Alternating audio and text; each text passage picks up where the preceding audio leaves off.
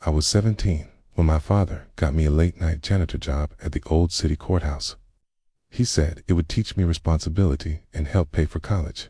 The first night felt simple, just sweeping dusty halls and wiping windows while the city slept. But around midnight, the echo of hurried footsteps came from the top floor, where every light was off. I called out, but the sound stopped, as if someone held their breath with me. I climbed the marble stairs, the air suddenly colder. A faint humming drifted from the judge's chamber, a soft tune that didn't belong in an empty building. The door creaked open by itself when I touched it. Sighed, the judge's bench chair rocked slowly, as if someone had just stood up. My flashlight flickered, and a deep whisper slid across the room. Court is in session. The chair stopped moving. My flashlight beam fell on the old witness stand, where a figure seemed to crouch, its shape blacker than the darkness itself. I stumbled back, heart pounding so loud it drowned the whisper. When I finally turned to run, the gavel on the bench slammed down with a sharp crack that echoed all the way down the staircase. I didn't wait to lock up. I bolted down the stairs 2 at a time, my breath loud in the empty courthouse. The marble steps felt slick under my shoes, and every echo of my own feet made me think something was following close behind. At the bottom landing, I paused, chest heaving, and listened. The building had fallen into a heavy silence that pressed against my ears. Even the hum of the lights seemed to vanish for a second, as if the courthouse itself was waiting. I forced myself to move toward the exit hallway. The long corridor stretched out like a tunnel, lit only by dim bulbs that flickered in a slow, uneasy rhythm. My shadow stretched and shrank along the walls with every flicker. Halfway down, I heard a faint scrape, like wood dragging across tile. It came from the courtroom I had just left. I didn't dare look back, but the sound grew louder, steady, like something heavy sliding toward the door. My keyring jingled in my trembling hand as I tried to unlock the main door. The metal felt icy, almost sticky with cold. The lock resisted, as if the key didn't fit anymore. I twisted harder, and the key finally clicked, echoing so sharply that it almost sounded like another gavel strike. Behind me, the scraping stopped. The silence felt alive, holding its breath. I pushed the heavy door open, and a gust of frigid night air swept in, smelling of wet stone and old paper. For a moment, I felt safe until I noticed the courthouse lights flicker off one by one behind me. Each click of darkness sounded deliberate, a slow march from the courtroom to the hall, toward me. My heart pounded as I stepped outside, the cold biting my skin. The parking lot was nearly black, the only light coming from a single lamp that buzzed weakly near the street. My car sat alone, windows fogged from the freezing air. As I walked toward it, I glanced back at the courthouse. One window on the top floor glowed faintly, even though I had turned everything off. A shape stood there, still and tall, outlined against the pale light. I blinked, and it was gone. I slid into the driver's seat and locked the doors. The engine sputtered before finally starting, the sound echoing too loudly in the empty lot. My hands shook on the steering wheel. Through the windshield, the courthouse loomed like a dark giant.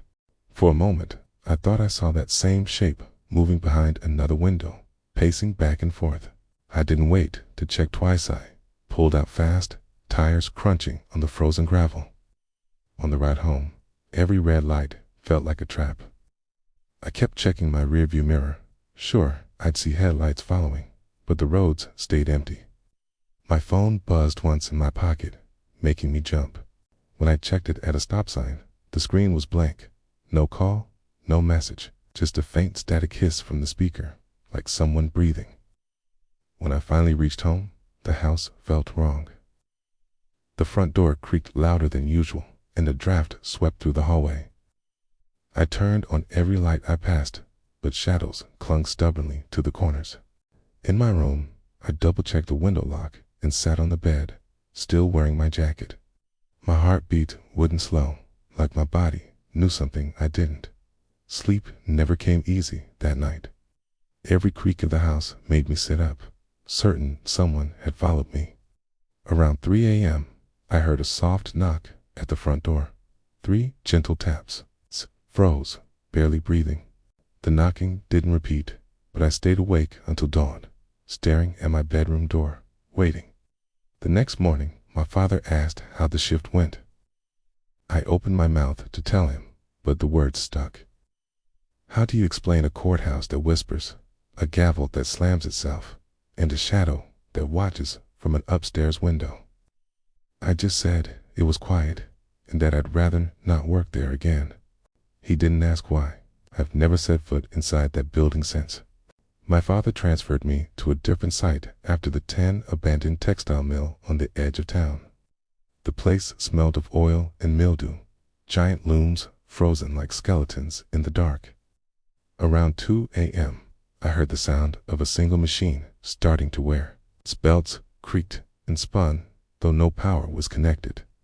I approached slowly, the floorboards groaning under my boots. Threads of pale fabric fluttered in the stale air, brushing against my arms like cold fingers. A shadow darted behind one of the machines and stopped. My flashlight caught a glint of 2 small eyes staring through the metal frame, child-sized, but far too still. A loud snap broke the silence, and the machine stopped dead. When I dared to look again, nothing was there but a strand of white cloth tied into a noose around the spindle. I backed out, every step echoing like a countdown. By the time I reached the door, the machine started again on its own, louder than before. The hum of that machine drilled into my ears as I stepped back inside, against every instinct screaming to leave. The belt spun faster now, whining like it might snap. The whole frame shuddered and sent a deep vibration through the wooden floor, as if the building itself had a heartbeat. I held my flashlight tight, its beam cutting through clouds of dust that floated like pale ghosts in the air. I circled the machine, hoping to find some rational explanation, maybe a hidden power line or a faulty generator. But every switch and cable was cold and dead. My light swept across the old brick wall where a smear of something dark streaked down toward the floor. At first, I thought it was oil, but the smell was sharp and coppery, like dried blood. A sudden clang came from the far corner of the mill. My flashlight jerked toward it, catching a flutter of fabric that vanished behind another loom. I called out, my voice trembling, "Who's there?" The echo of my words bounced back at me, stretched and hollow, like a voice that wasn't my own. I edged forward, my boots crunching over broken glass. The air grew colder, my breath fogging in the beam of light. A faint giggle, high and quick, like a child, drifted from behind the machine ahead of me. It sent a sharp chill up my spine. I raised the flashlight and caught the brief outline of a small figure ducking out of sight. My pulse thudded as I reached the machine, only to find empty space. The sound of the running loom suddenly cut off, leaving a silence so heavy it rang in my ears. Then, from the darkness above, something metallic clinked softly. I aimed the beam upward and saw a rusty pulley swaying, though nothing had touched it. The floor creaked behind me. I spun around and caught a glimpse of a pale face peering from beneath another machina child's face. Eyes too wide, mouth stretched into a grin that didn't move. The flashlight flickered violently, plunging the room in and out of darkness. Each time the light blinked back on, the face was closer. Stumbled backward, heart hammering, and tripped over a coil of fabric. The flashlight clattered across the floor and rolled, its beam spinning dizzy circles on the ceiling. In that spinning light, dozens of small shadows scurried across the walls, their movements jerky and unnatural. They seemed to close in, their giggles rising to a shrill chorus. Grabbing the flashlight, I scrambled toward the exit, fabric strands catching at my legs like weak hands. The giggles grew louder, almost mocking, and the wooden floor groaned as if something heavy was chasing me. I didn't dare look back. The open doorway ahead looked impossibly far. I lunged through it and slammed the metal door behind me. The instant it shut, the sounds stopped. No giggles, no humming machinery, only the distant drip of water somewhere in the empty stairwell. My own ragged breathing filled the silence as I leaned against the door, shaking. Outside, the night air felt thick and damp, but it was a relief compared to what I had just left. I hurried to my car, every step quick and uneven, half expecting to hear the machine start again. When I finally turned the key and the engine roared to life, I promised myself I'd never set foot inside that mill again. Even now, years later, the faint whir of any machine still makes my stomach twist. Thinking a hospital might be safer, my dad got me a night shift cleaning a closed wing of St. Luke's. The halls smelled of disinfectant and something sour beneath it. As I mopped, I heard the faint beeping of a heart monitor from a room marked storage no entry. The sound was steady, patient, and wrong. Inside, dust covered everything except one perfectly made bed. A monitor sat unplugged, but flashed a steady green line. My breath fogged the air, though the heat was on. Then a woman's voice whispered, "Don't go." I dropped the mop and backed toward the door, but it swung shut with a slow, heavy click. The beeping turned rapid, frantic, until the screen flatlined in a piercing tone. I yanked the door open and bolted into the hall. Behind me, the monitor's alarm stopped mid-tone, as if someone had cut the sound in half. I forced myself to keep moving down the corridor, my footsteps echoing like hollow knocks against the linoleum. The smell of disinfectant grew sharper, mixed with something metallic that burned the back of my throat. Every light overhead flickered in an uneven rhythm, leaving pockets of shadow that seemed to stretch when I looked away. I felt like the hallway was breathing with me, slow and deliberate. A cold draft slid past my neck, even though every window was locked tight. I turned a corner and froze. At the far end, a wheelchair sat in the middle of the hall, turned slightly toward me. I hadn't seen it there before. It creaked once, as if someone invisible shifted their weight. The air around it felt heavy, thick enough that my ears popped. Gripped the mop handle like it could protect me, and took a single step forward. The wheelchair rolled a few inches on its own. Squeak of its rubber wheels cut through the silence, and then stopped abruptly. I felt a wave of dizziness, like the floor tilted beneath me, but when I looked down, the tiles were perfectly flat. Behind me, a faint sound of soft shoes scuffing against the floor grew closer. I spun around, but saw only the empty hallway stretching behind me. The sound stopped the instant I turned. My heart hammered so hard I could feel it in my fingertips. I whispered to myself to stay calm, but my voice sounded strange, distant, almost like someone else was speaking. I decided to head for the main elevator, which was supposed to stay locked at night. As I approached, the call button lit up on its own with a quiet asterisk ding. The doors slid open slowly, revealing a pitch-black interior that swallowed my flashlight beam. A faint electronic beeping came from inside, steady and deliberate, just like the unplugged monitor. The smell of antiseptic and iron hit me stronger than before, making me cough. Something shifted in the darkness of the elevator, soft rustle, like fabric brushing against metal. I backed away, shaking my head. The doors began to close, but just before they sealed, a pale hand shot out and pressed the frame from the inside. Long fingers, too long, stretched into the hallway. My blood turned to ice. I stumbled backward, nearly dropping the mop. The hand stayed there for a second, perfectly still, then slid back into the dark as the doors hissed shut. The elevator dinged once more and descended, the sound fading into silence. I stood, frozen, barely able to breathe, staring at the dark scene where the doors had closed. A low hum started behind me, deep and vibrating, like machinery waking from a long sleep. I turned and saw the wheelchair again, now only a few feet away. It rolled toward me slowly, wheels squeaking in a rhythm that matched my racing heart. My flashlight flickered, and the hallway lights above me blinked out one by one, coming closer with each click. I ran. My shoes slapped against the tile as I sprinted to pass the wheelchair. The squeaking wheels followed for a few feet, then stopped suddenly, replaced by a single sharp beep like a heart monitor flatlining. My own breath echoed so loudly it felt like someone was running beside me, matching every step. When I finally reached the stairwell door, I yanked it open and slammed it behind me.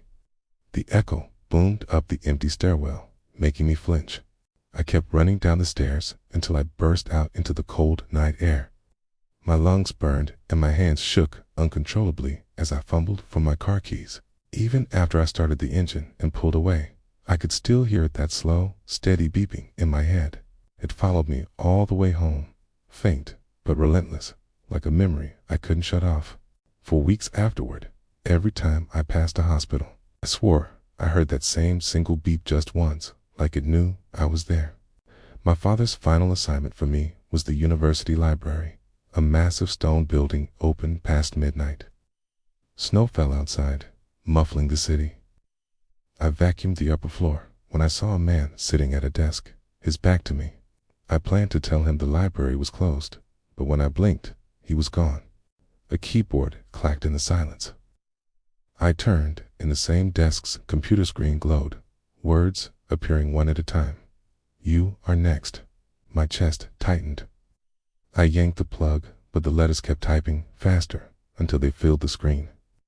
I ran for the stairwell, lights flicking off behind me, step by step. At the front doors, the glass reflected a tall, faceless figure standing inches from my back. I didn't turn around, just pushed through into the snowy night and never worked another shift. The cold outside hit me like a slap, but it didn't feel like freedom. The library loomed behind me, a black silhouette against the falling snow. I hurried across the empty parking lot, boots crunching in the icy slush. My breath came out in white clouds, but quickly vanished. But I couldn't shake the feeling that another set of footsteps followed just behind mine, perfectly in time. I fumbled for my car keys with numb fingers. The lot was silent, except for the soft hiss of snow. Yet I kept glancing over my shoulder. The tall windows of the library reflected the dim streetlight, and for a split second, I thought I saw a figure in the glass tall and perfectly still, watching me from inside. My heart kicked against my ribs, but when I blinked, it was gone. Inside the car, the air felt colder than outside. My breath fogged the windshield faster than the defroster could clear it. I started the engine, the sound startling in the still night. The headlights illuminated nothing but swirling flakes, yet a faint shadow flickered across the beam, like someone walking quickly past the hood. I locked the doors and gripped the steering wheel until my knuckles whitened. Driving out of the lot, the world beyond the headlights seemed too dark, like the snow was swallowing the road. Each mile felt longer than the last. At every stoplight, I checked the rearview mirror. At first, there was nothing. Then, for a heartbeat, a shape appeared in the backseat, all faceless, unmoving. I swerved in panic, and the image vanished, leaving only the empty upholstery. I told myself it was exhaustion, that my mind was replaying what I'd seen in the library. But the feeling of being watched pressed heavier with every turn. When I finally pulled into my driveway, the porch light flickered 3 times as if signaling. My stomach dropped. That bulb had never flickered before.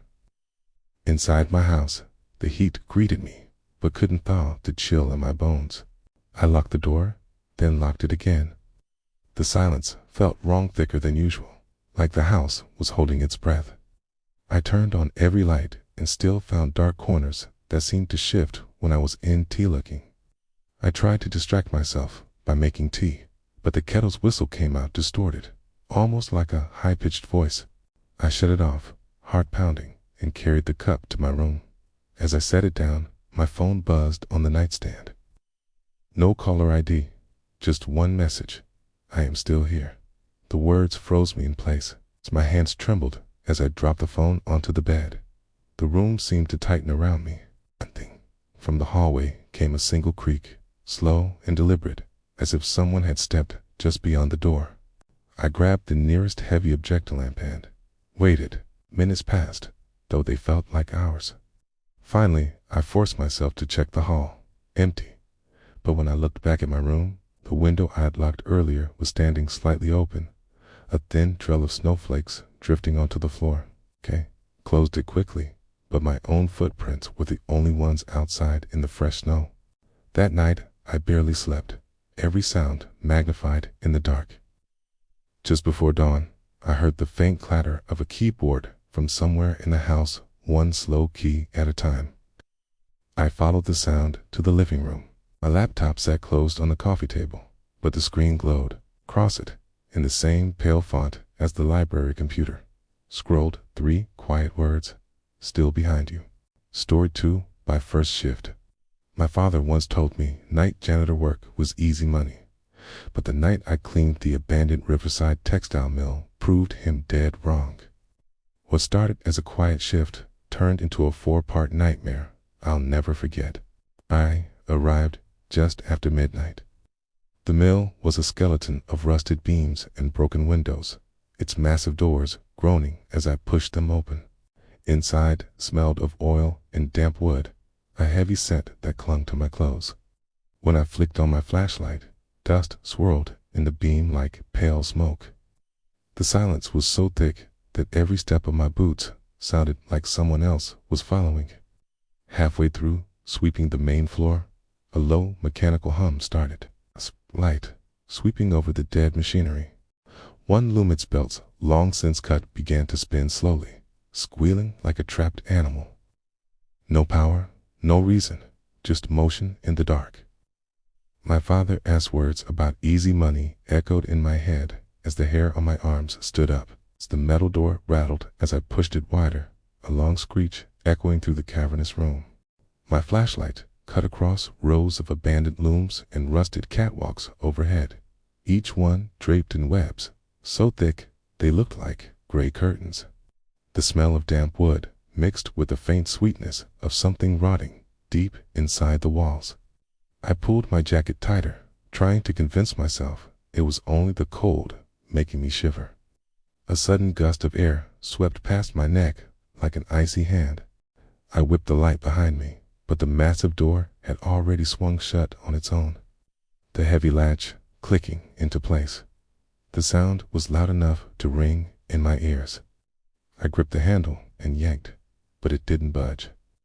The idea of being trapped in this dead factory made my stomach clench. I turned back to the shadows and noticed a faint glimmer of movement near the far wall. Something small darted between the looms, fast and low to the ground. My pulse jumped as I raised the beam higher, catching only the tail end of a fabric strip fluttering to the floor. I told myself it was a rat, but even rats don't move that quietly. The humming grew louder, vibrating through the metal flooring beneath my boots. The old machine that had started spinning now rattled like it was alive, its gears clicking in a slow, deliberate rhythm. Threads of cotton stretched and tightened on their own, looping across the spindle in strange, crisscross patterns, like someone unseen was weaving. A faint child's laugh floated out of the dark. It was soft at first, almost playful, but quickly turned sharp and echoing. I swung the flashlight toward the sound, heart pounding hard enough to make my vision blur.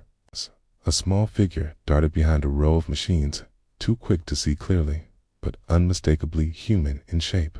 It crept closer, every step echoing in the vast, empty space.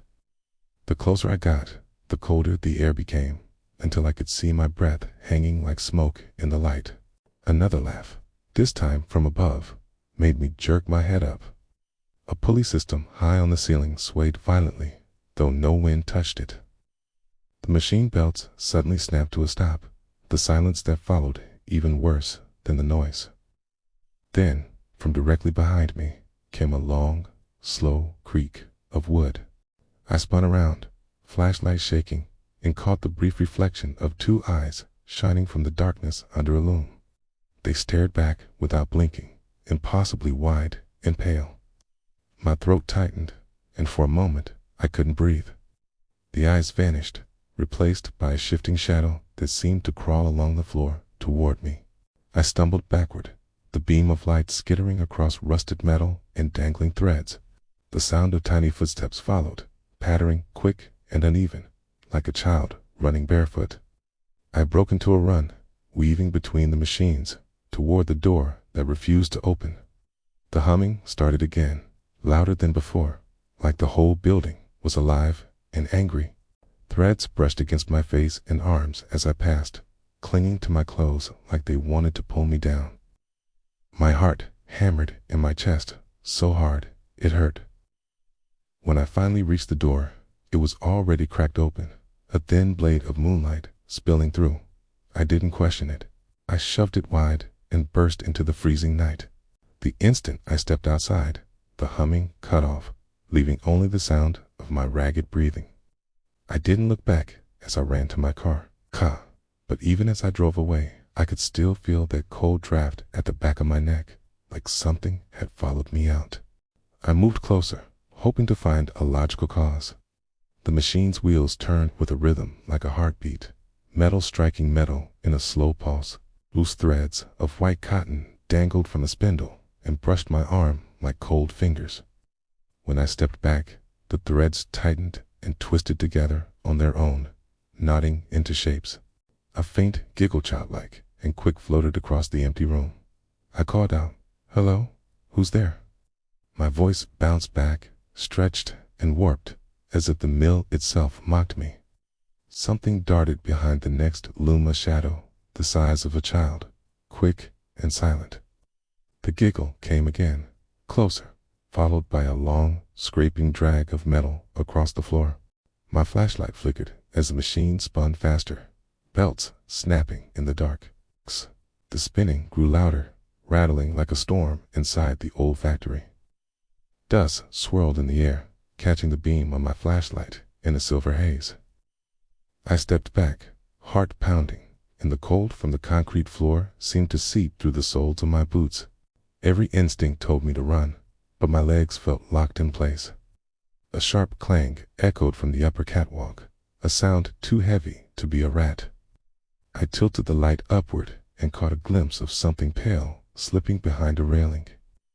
It moved like a person, but with a strange, jerky rhythm that made my stomach twist.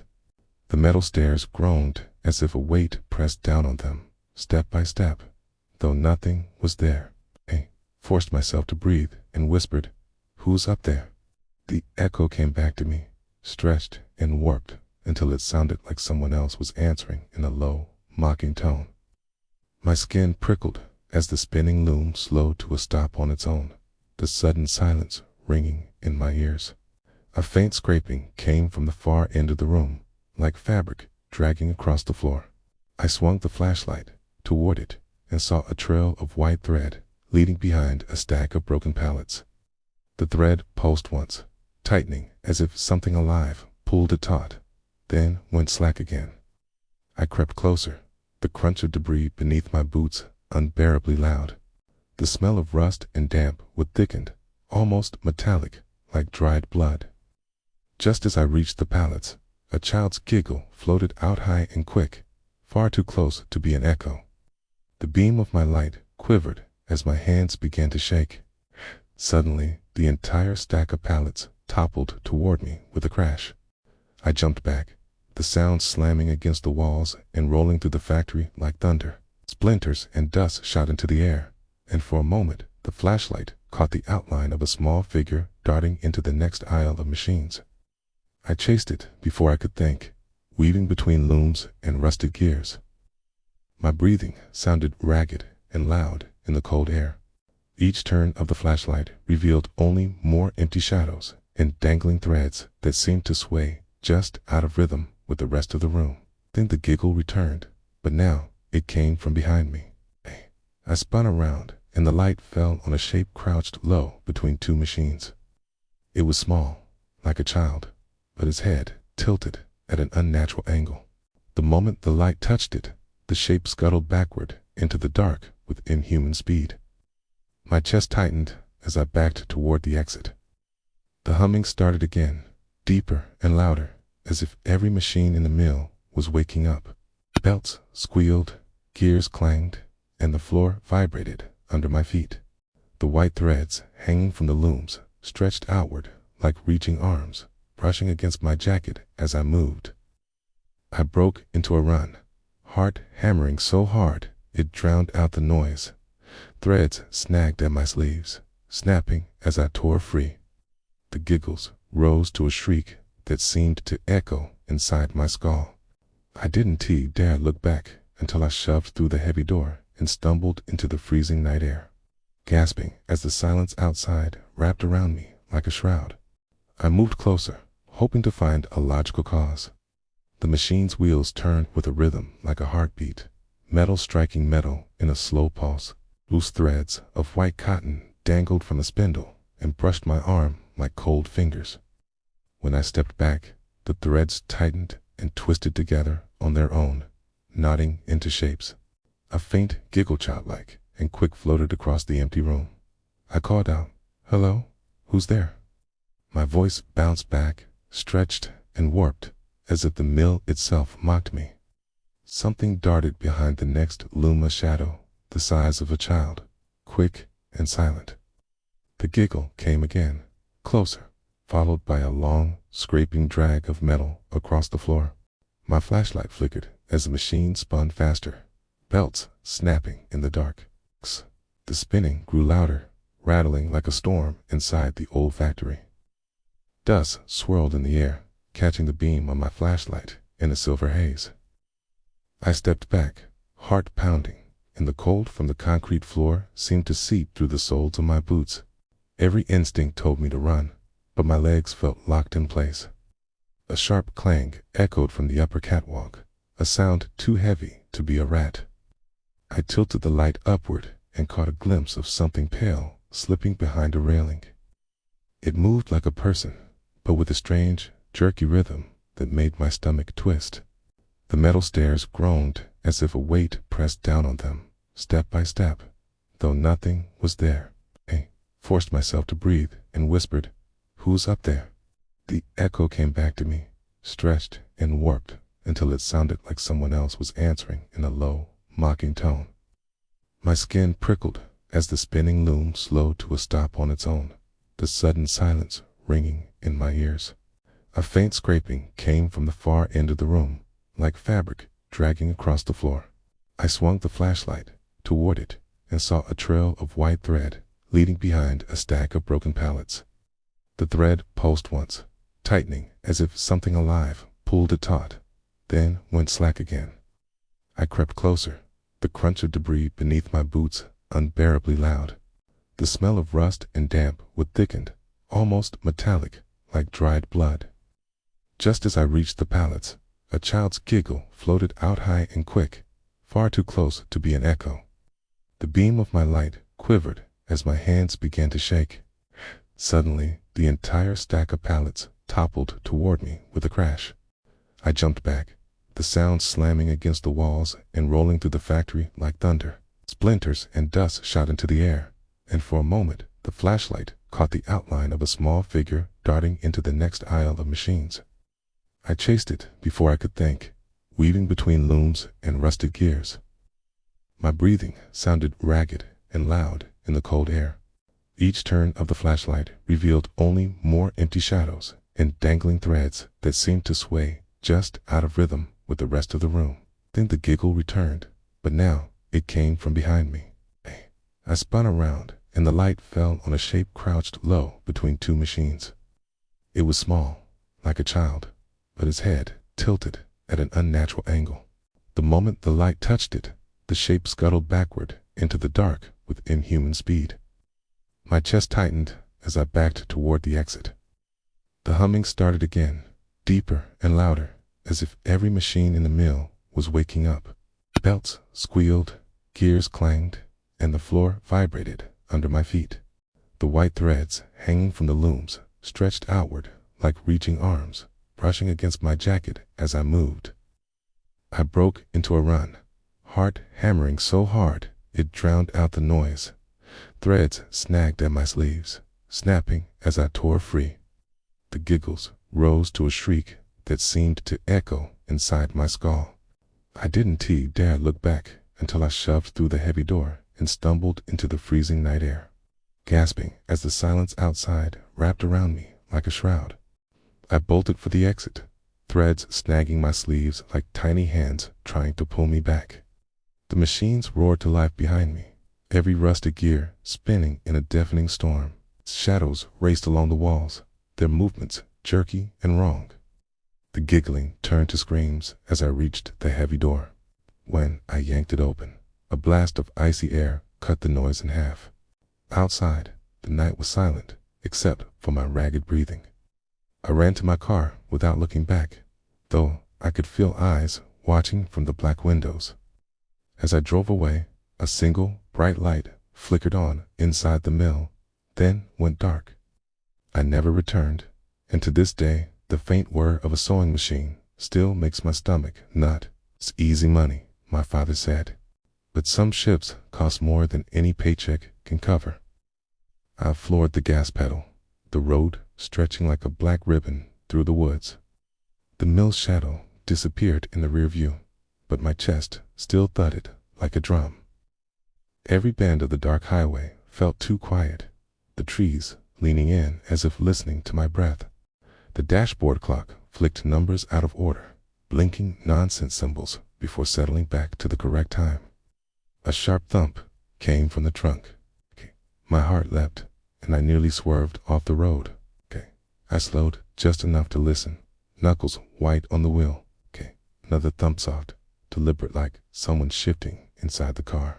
I told myself it was loose tools sliding around, but each knock landed in a rhythm too steady to be random. I took the next turn faster than I should have. Gravel spit from under the tires, and the sound in the trunk stopped. For a moment, there was only the hiss of the wind and the dull roar of the engine. Then a whisper floated from the back seat, a childlike murmur just loud enough to drown out reason. I caught a glimpse of movement in the rearview mirror and almost lost control of the car. I pulled onto a side road and slammed on the brakes. A flashlight trembled in my hand as I turned to face the back seat. Nothing, just the faint smell of oil and old fabric. The same scent from the mill. I popped the trunk with a shaky breath. Empty. Only the echo of the latch clicking shut seemed to linger longer than it should. Back on the road, the sky felt heavier, pressing down on the headlights like a thick fog.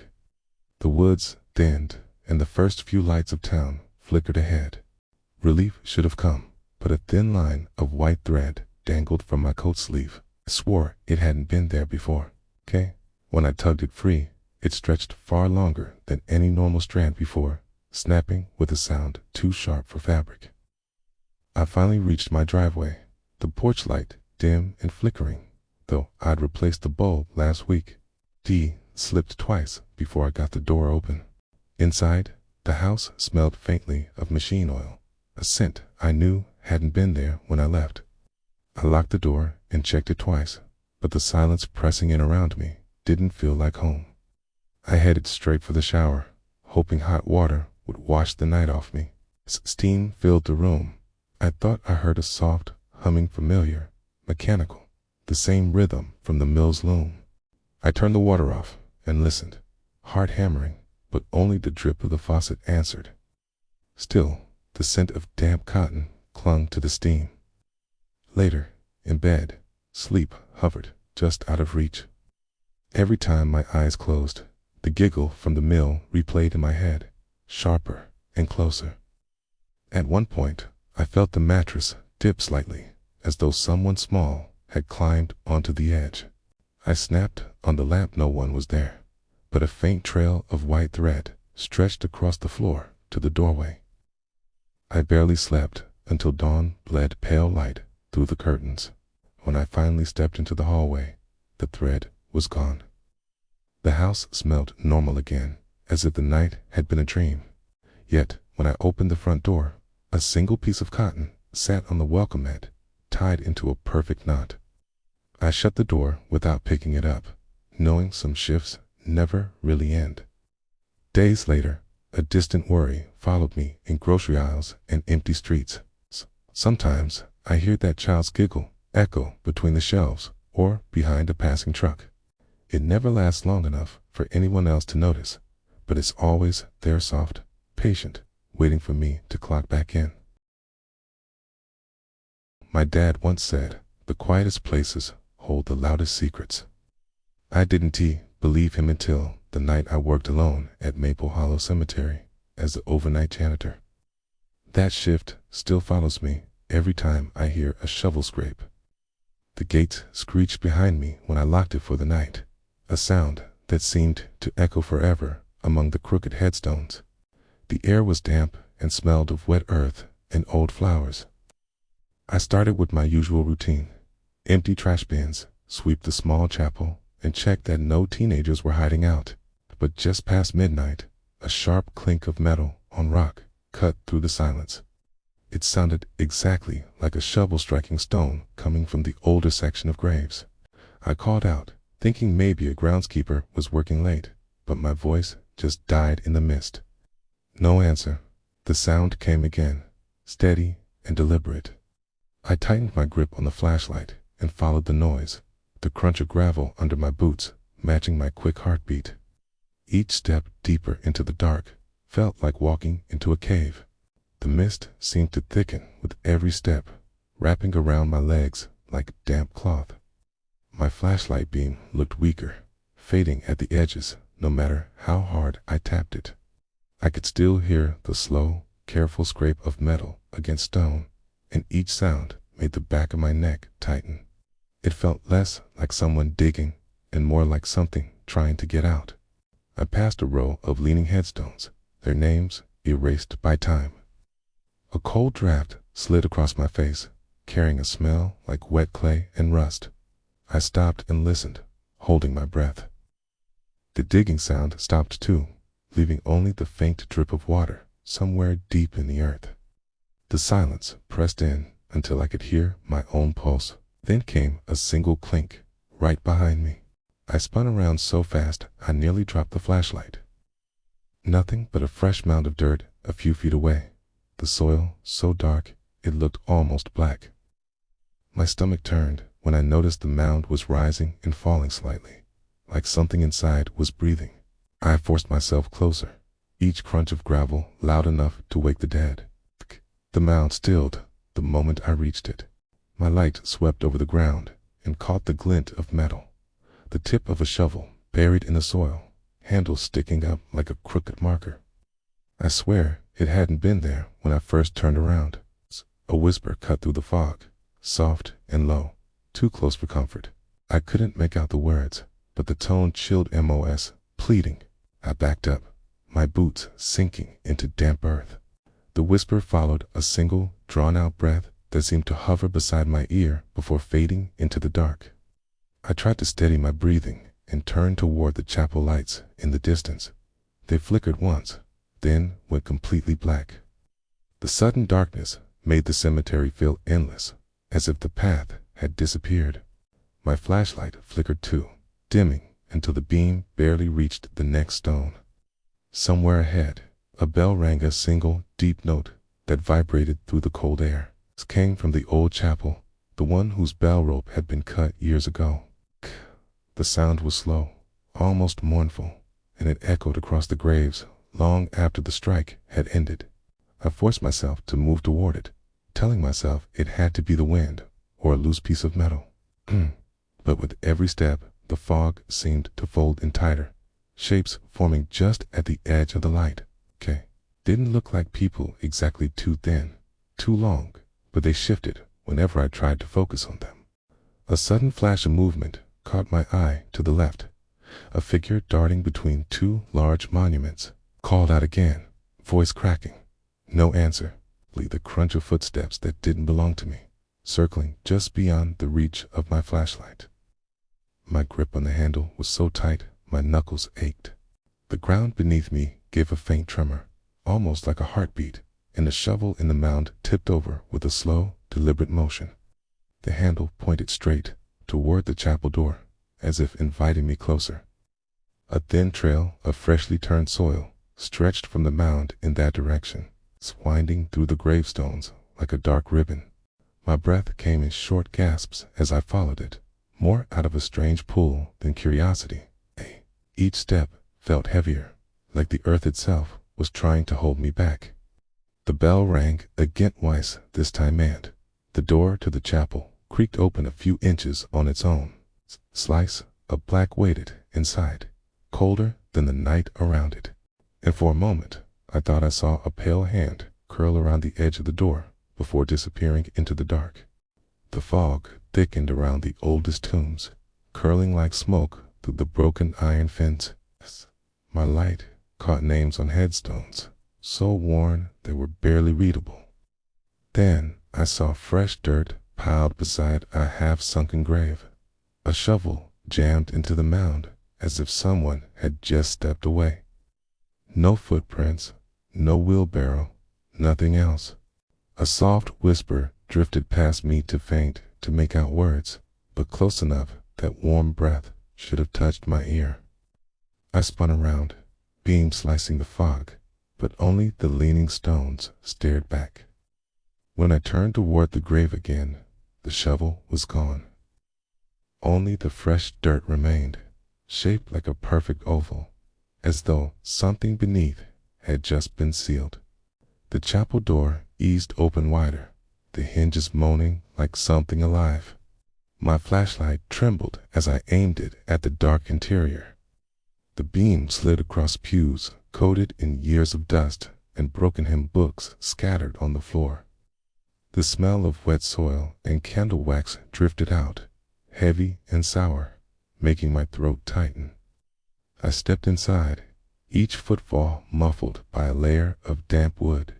The bell rope dangled motionless from the ceiling, frayed and blackened at the end.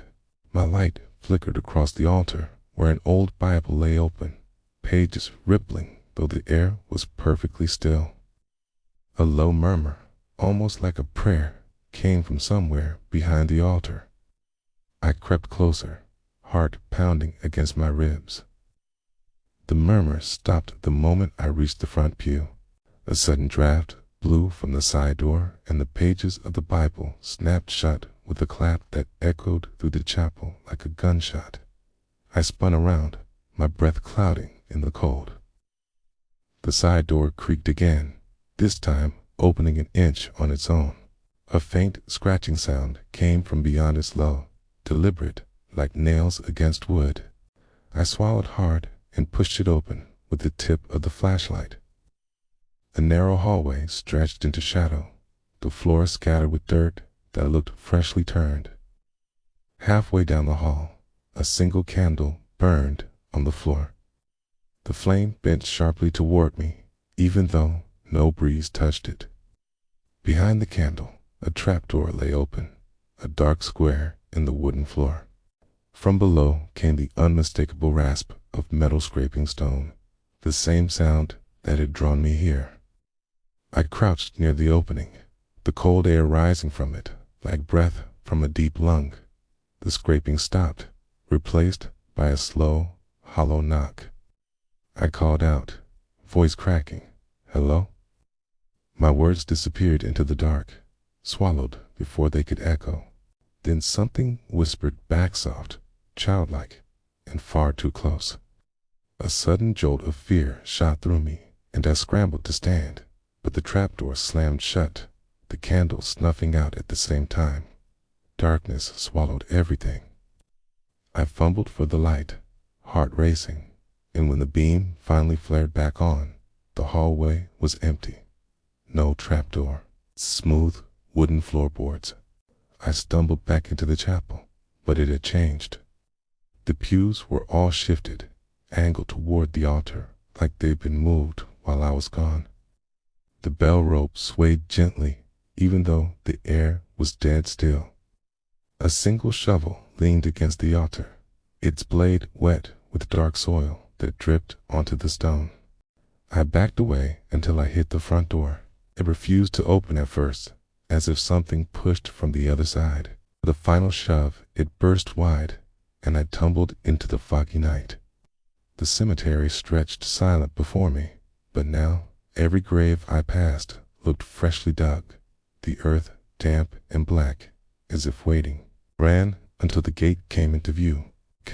It stood open, though I knew I had locked it. Behind me, the chapel bell rang 3 slow, heavy times.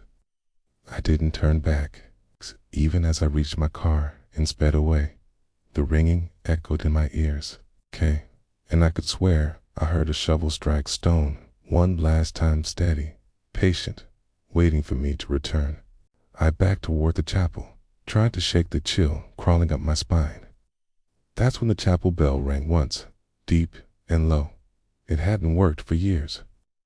Inside, the small room smelled of old wax and mildew. The rope swayed gently as if someone had just pulled it, but the heavy wooden door was still locked from the inside.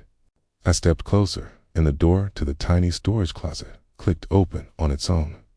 A figure stood in the dark corner, short, hunched, features hidden in shadow. Before I could speak, it dissolved into a rolling wave of fog that spilled across the floor and vanished. The bell rope swung violently, striking the wall with a dull thud that made the whole chapel tremble. The bell's echo rolled through the chapel long after the sound should have died, a deep vibration that settled into my chest like a second heartbeat. Gripped the flashlight tighter and scanned the pews, every shadow bending in ways the light shouldn't allow. The smell of damp soil was stronger now, almost choking. A faint scuff came from the far corner near the pulpit, a slow drag like someone's foot scraping the floor. I called out, my voice cracking. Nothing answered except the soft creak of wood stretching in the cold. The air felt heavy, almost wet, and every breath tasted like iron. Then the storage closet door, the one that had clicked open moments ago, swung wider with a long groan. Inside was only darkness, but it felt alive, thick, and shifting. My beam cut through just enough to show a narrow staircase leading down, steps slick with moisture. A cold wind rose from that stairwell, carrying a whisper that was barely a breath. I couldn't make out the words, but the tone was pleading, almost sad, against my better judgment. I stepped closer. Each board beneath me gave a low moan, and the rope of the chapel bell twitched once, as if reacting to my movement. When I reached the top of the stairs, the smell of earth and rot washed over me. The whispering grew clearer, but never formed actual words, like a voice underwater. My flashlight flickered, throwing the stone walls into frantic shadows.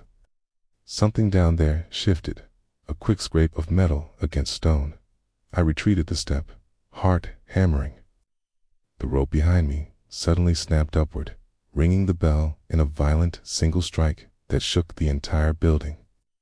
Dust rained from the rafters. The stairwell below fell silent, the air colder than ice. I felt a pressure in my ears, as if the whole chapel was sinking. The flashlight died for half a second. In that blink of darkness, I felt a presence brush past me, cold and weightless. I spun, light sputtering back on, and caught the brief shape of a figure at the back door, short, hunched, its outline blurred by a haze of gray fog.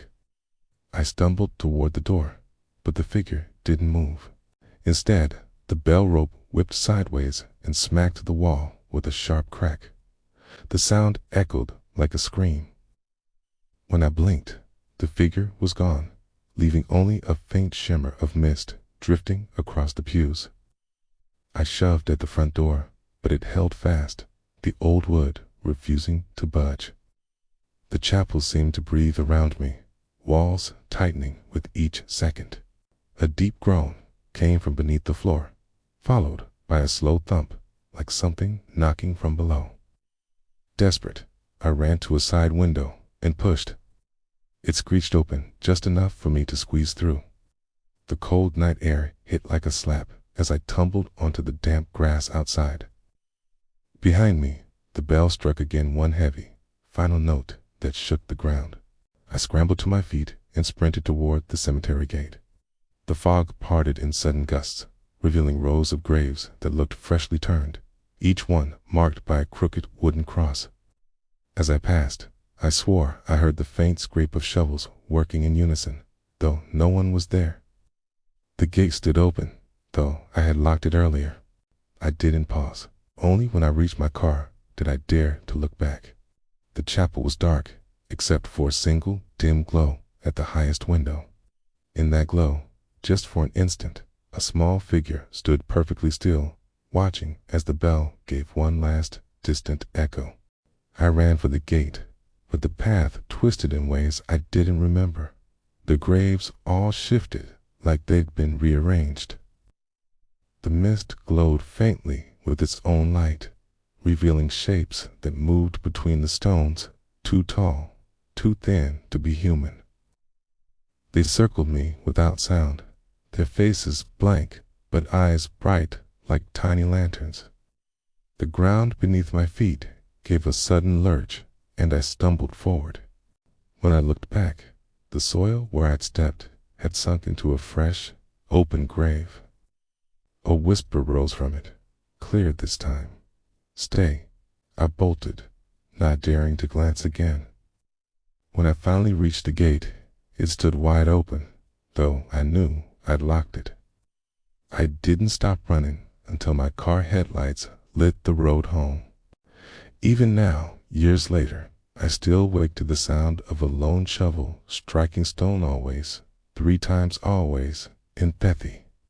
Engine coughed to life, but for a moment, the headlights only cut a thin slice through the mist, leaving everything beyond in shifting gray. My hands shook on the wheel as I pulled onto the empty road. Behind me, the cemetery gate loomed smaller and smaller, but the image of those blank faces stayed sharp, burned into my mind. Half a mile out, the fog thickened again, wrapping the car like a wet blanket. The radio, which I hadn't turned on, hissed with the low static. Through the noise came 3 slow, knock-soft, but distinct each, one timed with the thud of my heartbeat.